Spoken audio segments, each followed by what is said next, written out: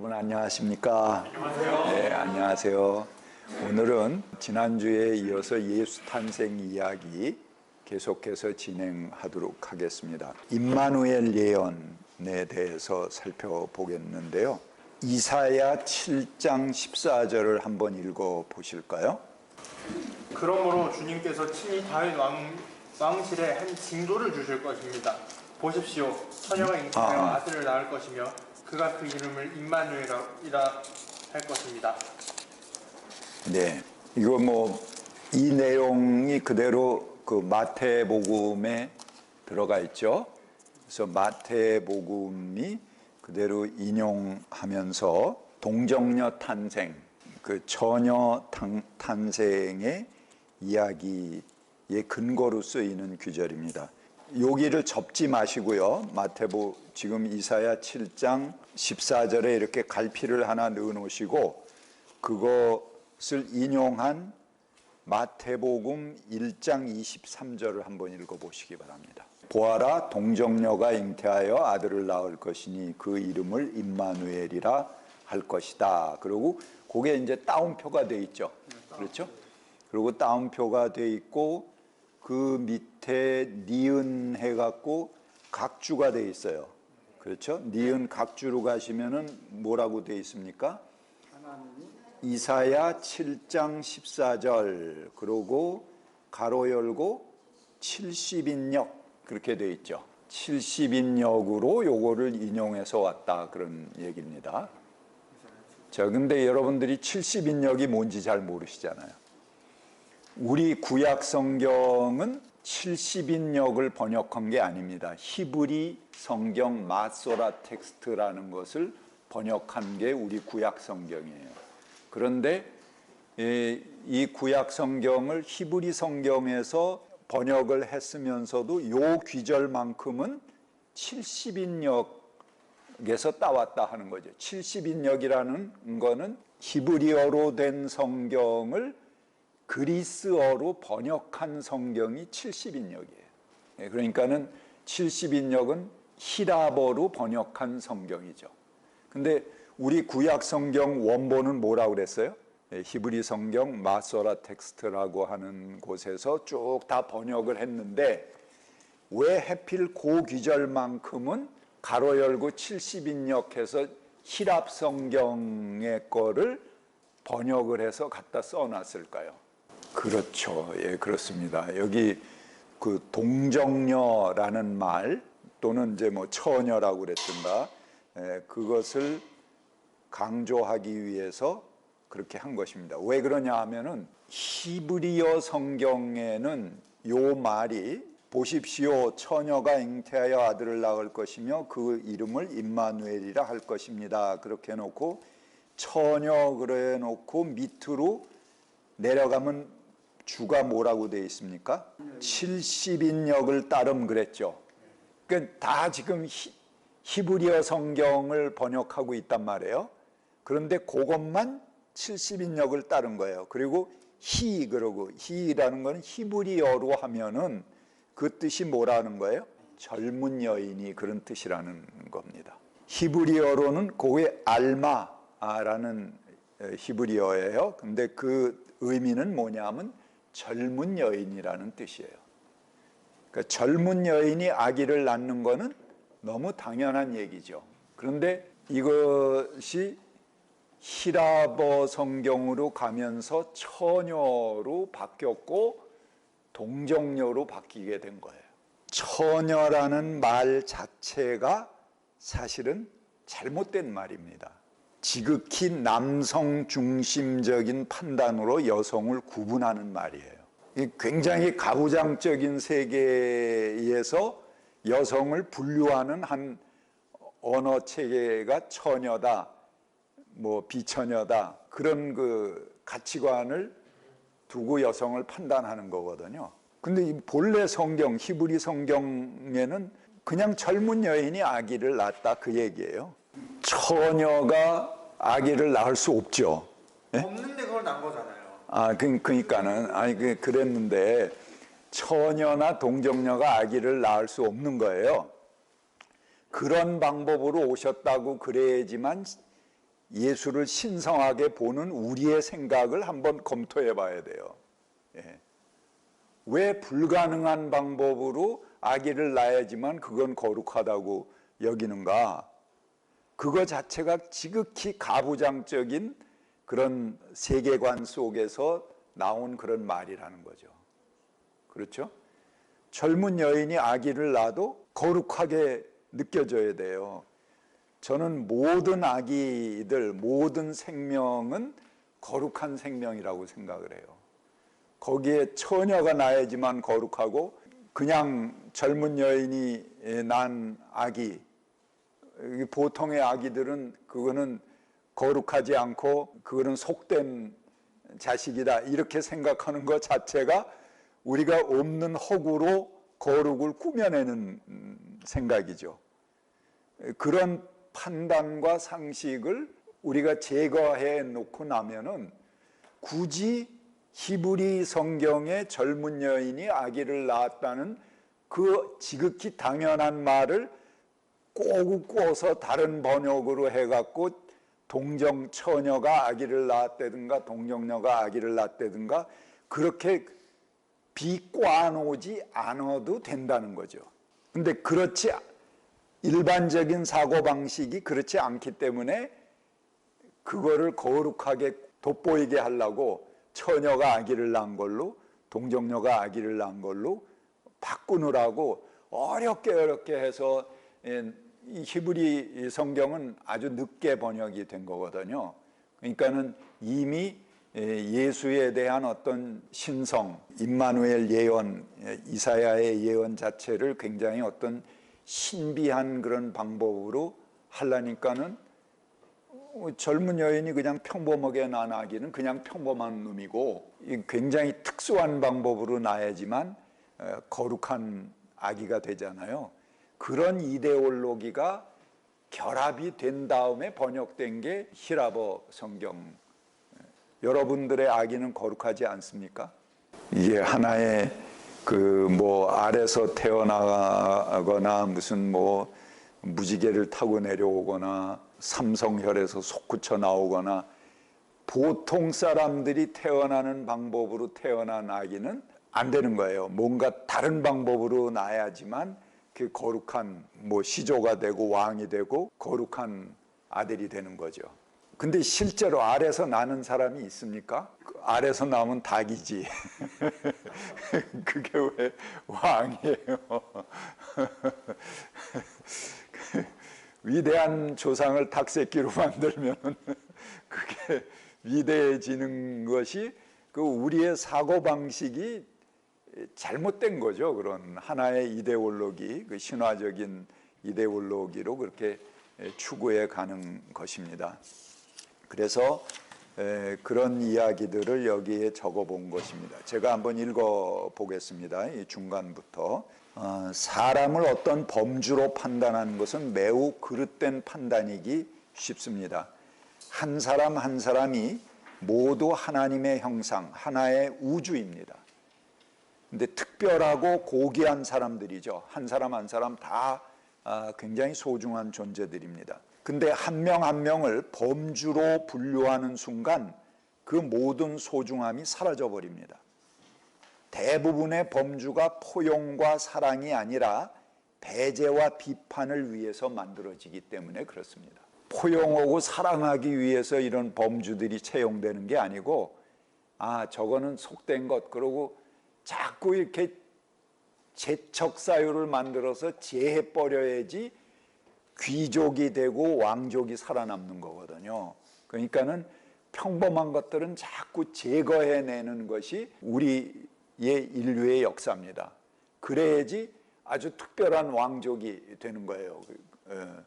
그리고 특별한 사람이 되는 거고 귀족이 되는 거고요. 한 영혼을 존중하고 소중하게 생각한다면, 사랑의 눈으로 바라본다면 그 순간 판단은 사라지고 존재만 남습니다. 마리아가 예수를 낳은 것이지 처녀나 하물며 동정녀가 예수를 낳은 것이 아닙니다.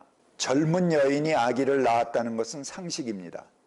그러나 처녀, 또는 동정녀가 아기를 낳았다는 것은 있을 수 없는 일입니다. 왜 성경 본문 자체를 바꿔가면서까지 예수를 특별한 인물로 묘사하려고 했을까? 단순하게 보면 그 이유는 육체를 정죄하고 몸과 성을 불경한 것으로 여기기 때문에 그렇습니다. 그 밑에 깔린 사상이 그런 거예요. 그러니까 몸을 경시하고 성을 경시하고 더러운 것으로 보고 이런 것 자체가 사실은 히랍의 사상입니다.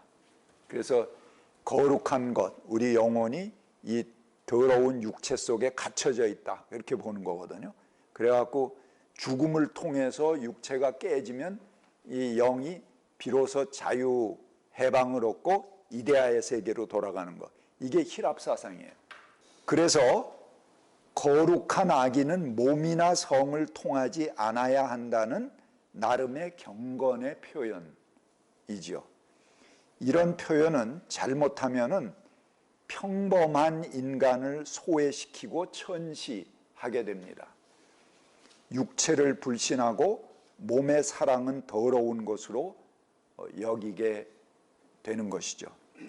이사야가 살던 당대의 임마누엘 예언은 무슨 뜻이었을까?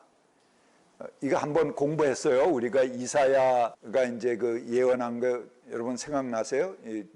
제가 남북 왕조의 전쟁사 하면서 마지막에 북왕국 이스라엘이 초토화돼서 망하고 그 다음에 유다마저도 그 속국으로 아시리아의 하나의 그 북방 세력의 속국으로 전락하게 되는 네 번째 전쟁의 이야기를 들려드렸죠. 그때의 이사야의 이야기를 제가 들려드렸습니다. 그러니까는 그때가 이제 주전 730년경입니다. 남왕국과 북왕국이 전쟁 중이었습니다.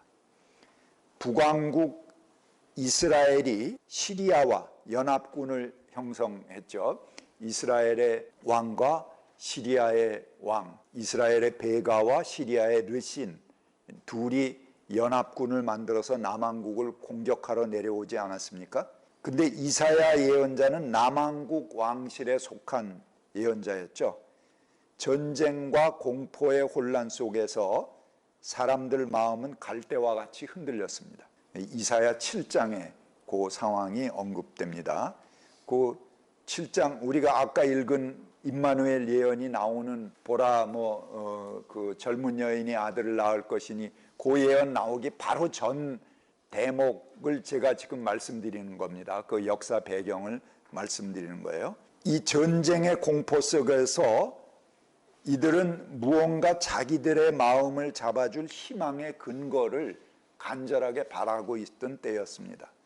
그래서 메시아가 오시는 새로운 표징을 내어놓으라고 그렇게 예언자에게 요구합니다. 그들은 희망을 붙잡을 수 있는 표적을 원했습니다. 백성들은 하나님이 자기들과 함께 하신다는 증거를 달라고 때를 씁니다. 잘 믿지 못하는 거죠. 증거를 내놓으라는 거는 자기 믿음이 불확실한 겁니다. 그러니까는 뭔가 보이는 걸 줘야지 좀 믿겠다. 그렇게 해서 요구하는 것이 이사야에게 요구한 결과, 그때 이사야가 내놓은 해답이 바로 이 말입니다.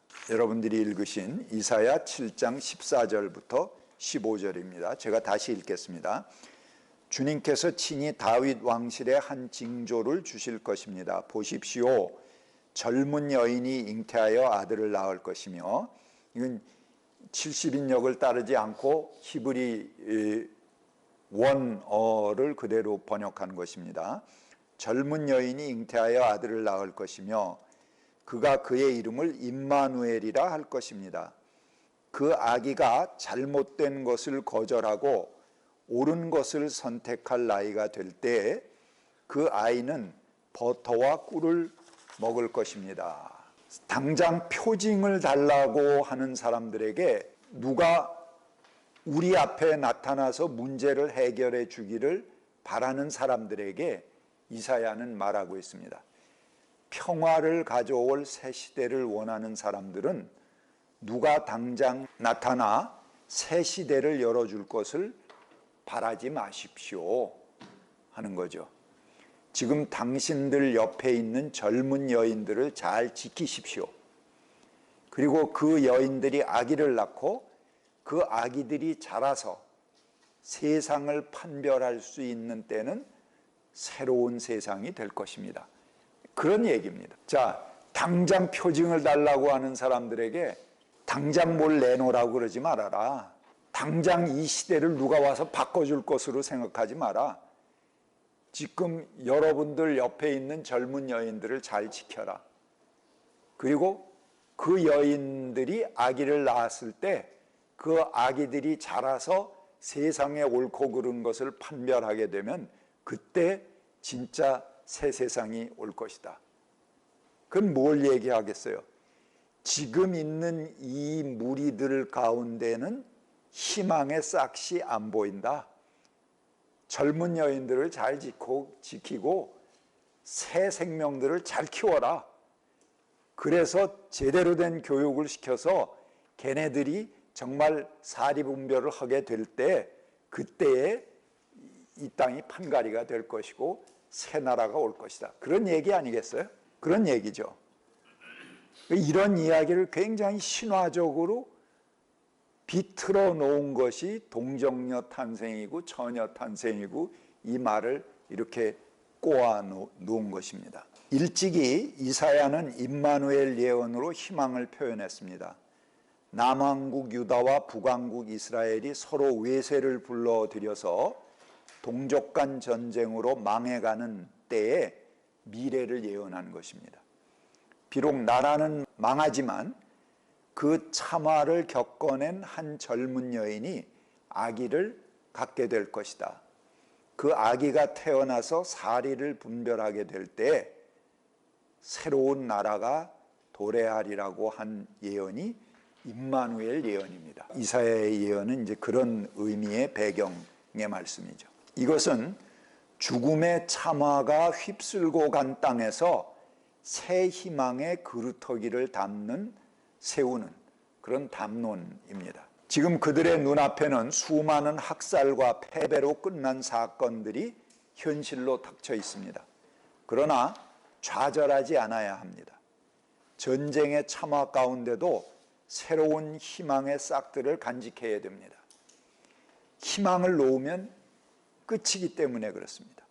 지금의 기성세대들은 서로 증오심으로 불타서 전쟁으로 서로를 찢고 유린했습니다.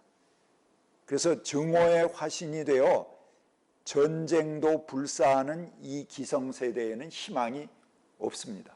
그러나 젊은 세대들은 절망을 딛고 일어서야 됩니다. 새로운 마음으로 아기를 낳아야 됩니다. 그리고 다시는 증오를 대물림하지 않고 한 명 한 명을 구김살 없이 키워야 합니다. 그러면 그 아기들이 자라서 세상 이치를 분별하게 될 때는 분명 새로운 세상이 펼쳐지게 될 것입니다. 그것이 바로 하나님께서 우리와 함께 하신다 하는 증거. 임마누엘 예언이라는 게 임마누엘이 그 히브리어를 우리말로 풀으면 하나님께서 우리와 함께 하신다 그런 뜻이거든요. 그러니까 임마누엘 예언이라는 건 진짜 하나님이 우리와 함께 계신다. 하나님이 우리와 함께 계신다는 것은 하나님께서 직접 우리를 통치하신다는 세계입니다. 우리 예수님은 하나님의 나라라고 표현했지만 구약의 표현대로 하면은 하나님이 우리와 함께 계시고 하나님이 직접 통치하는 하나님의 통치입니다. 그것을 예수님의 말로 바꾸면 하나님의 나라예요. 그러니까 하나님이 직접 통치하시는 그 나라, 그게 임마누엘의 나라죠. 하나님이 우리와 함께 계시는 그런 나라가 그때 서야지 비로소 펼쳐지게 될 것이다 하는 얘기입니다. 마태는 이 이사야의 예언을 예수 탄생과 연결했습니다. 우리는 이 말씀을 오해해서는 안 됩니다. 성탄 이야기를 어느 특정 인물 예수의 거룩한 탄생으로 한정해 버리면 우리는 하나님이 인간이 되신 예수 사건을 단지 한 번만 쓰고 버리는 일회용품으로 만들어 버리는 것입니다. 이미 까마득한 옛날에 끝나버린 일로 치부하는 것이죠. 이는 성육신을 하나님의 나들이 사건으로 만드는 것입니다. 우리 예수님이 깊은 의미가 있는 것은 요한복음의 의미대로 한다면 요한복음은 그걸 예수님을 뭐라고 표현했습니까? 예수가 육신으로 오셨다. 태초에 계신 그 생명이 육신으로 오셨다. 거기서 이제 성육신이 나오는 거예요. 말씀이 육신이 되고 태초부터 계셨던 그 생명이 육신이 되고 하나님이 육신이 되는 거죠.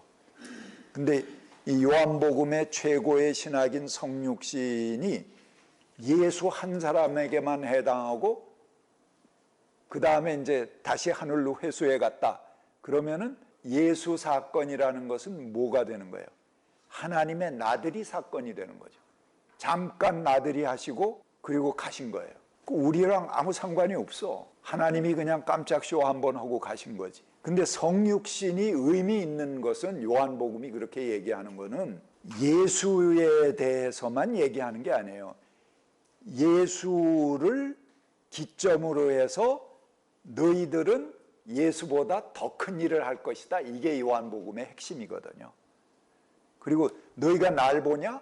그러면은 나를 보고 하나님이 우리와 함께 계신 것이다 하는 걸 알게 된다면은 너희들도 마찬가지다. 너희는 나보다 더 큰 일을 할 것이다 하는 게 요한복음의 그런 메시지입니다. 여기서 이제 요한복음 또 들어가면 굉장히 길어지는데 요한복음은 이제 요한복음 공부할 때 나올 거예요. 그리고 제가 쓴 책에 요한복음 보시면 성육신에 대한 것이 한 장을 할애해서 쓰고 있습니다. 그래서 한번 깊게 읽어보세요. 이게 제 책은 그냥 이렇게 뭐 이야기 읽듯이 막 볼 수 있는 책이 아니에요. 굉장히 하나하나 의미를 가장 깊게 우리들에게 규명해 준 그런 신학자들의 말들을 거기다 모아놨고 아주 깊은 신학적인 성찰들을 거기에 담아놓은 거기 때문에 그냥 이렇게 쭉 이야기 훑듯이 그냥 보시면은 잘 의미를 알 수가 없습니다.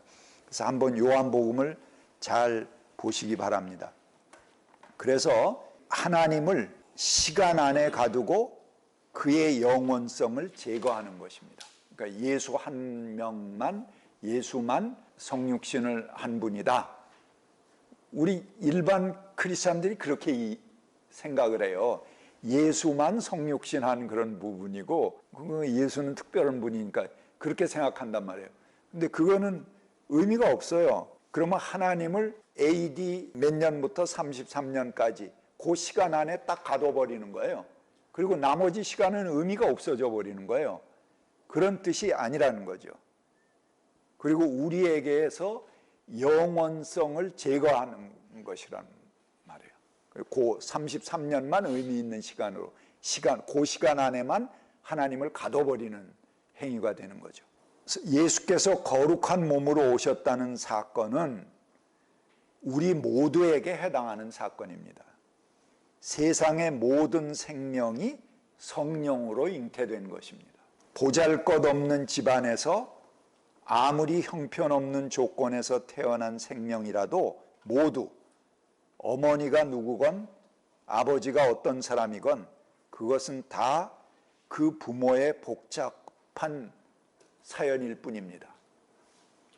그것이 하나님으로부터 오는 빛의 존재를 해치거나 망가뜨릴 수 없습니다.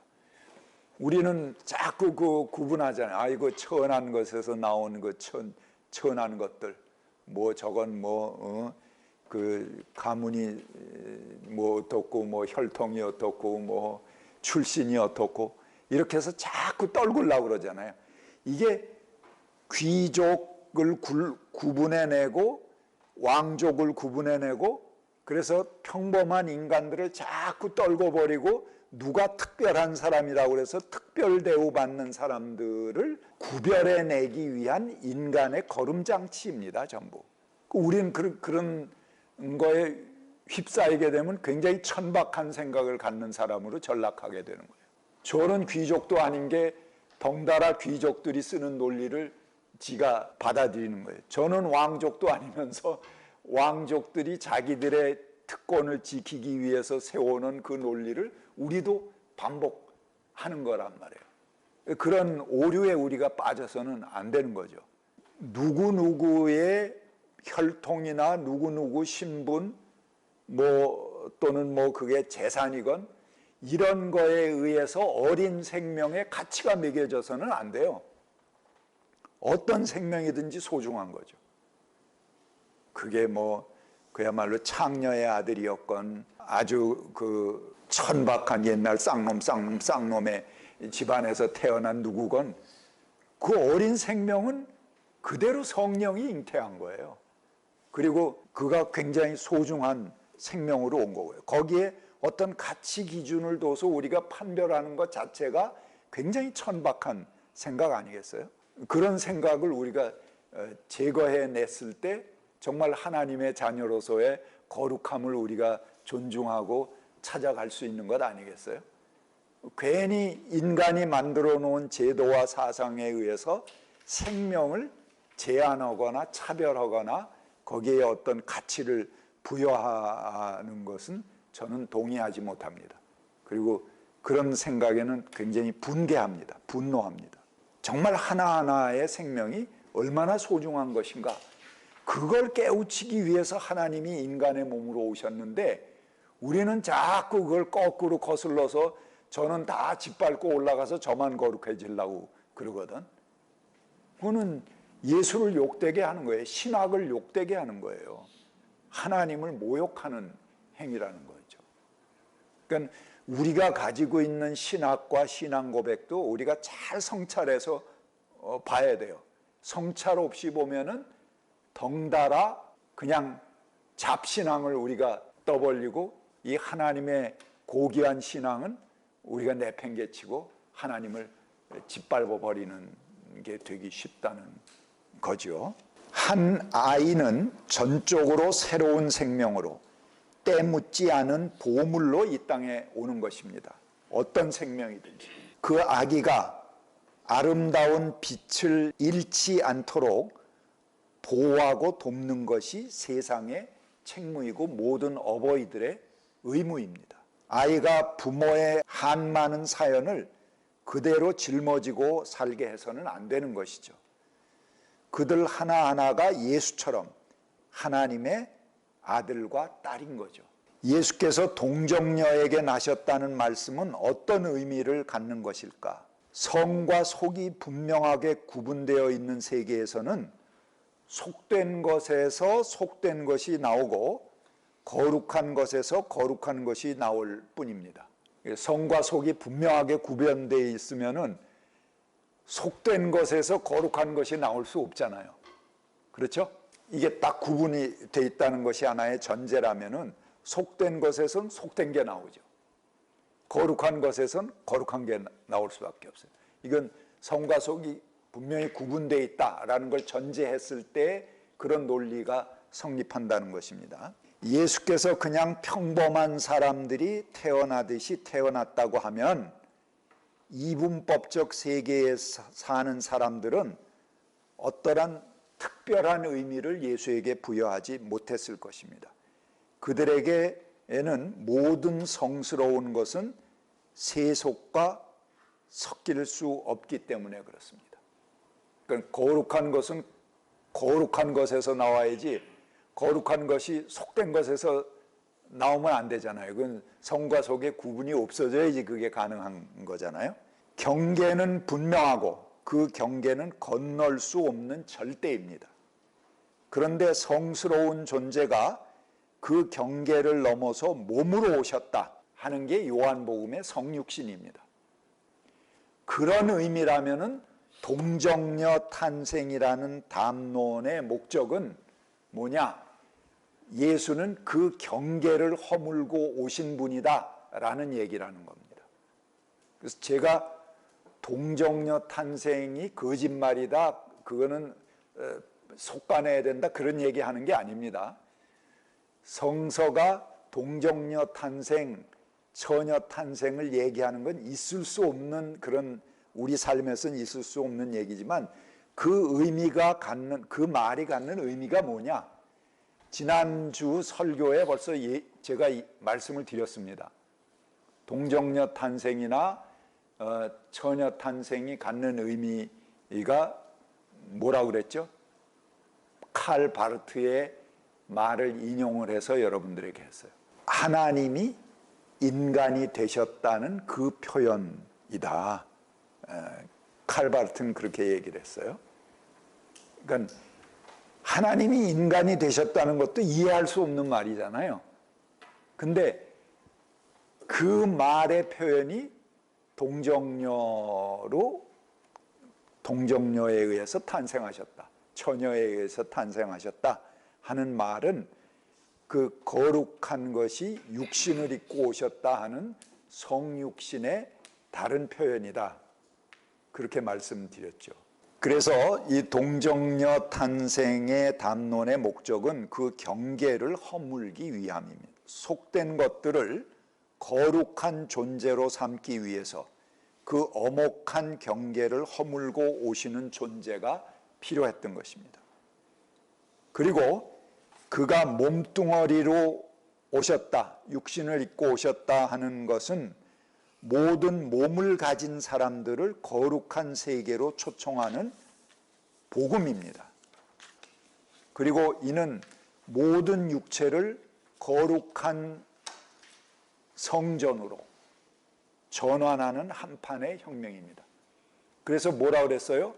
바울이 뭐라고 그랬습니까? 우리의 몸은 하나님의 성전이다 그랬죠. 고린도서에 나오죠. 이게 그 성육신을 전제하지 않고는 그게 되지 않는 얘기죠. 그리고 그 성육신은 예수 한 사람에게만 해당하는 게 아니고 우리 모두에게 해당하는 말이라는 것을 바울이 증언하는 것입니다. 그래서 우리 몸은, 우리 육신은 바로 뭐라고 그랬습니까? 성령이 거하시는 전이다. 바울이 또 그런 표현도 했어요. 그 표현 다 뭘 얘기합니까? 우리 모두가 다 거룩하다 하는 그 표현이거든요. 그래서 이는 모든 육체를 거룩한 성전으로 전환하는 한판의 혁명입니다. 하늘에서 일어나는 대변혁이고 땅을 갈아엎는 가치관의 전도입니다. 그것은 더럽고 추하고 기피의 대상이던 몸과 육체를 수단으로 먹고 사는 그런저런 민초들, 자기 몸과 마음을 깔끔하게 가꾸는 생활과는 거리가 먼 속세의 인간들을 하나님의 아들로, 딸로, 거룩한 동정녀로 성령의 잉태로 구별하여 세우는 우주와 역사의 뒤집기 한판입니다. 불가사의한 방법으로 처녀의 몸을 통해서 인간으로 오셨다는 메시지는 성과 속의 이원론적 구분 속에 갇혀진 인간을 차별하고 나누는 인간의 천박한 상식을 뒤집는 하나님의 거룩한 판가리입니다. 그 한 분의 오심으로 인해서 젊은 여인들이 낳은 평범한 아기들, 우리 앞에 있는 이 아기들이 하나님께서 우리와 함께 하시는 증거가 되는 것입니다. 그리고 젊은 여인이 낳은 한 아기 앞에서 임마누엘, 하나님께서 우리와 함께 계시다라고 외치는 것은 이사야가 뒤집었던, 예수가 뒤집었던 하나님의 한판 뒤집기입니다.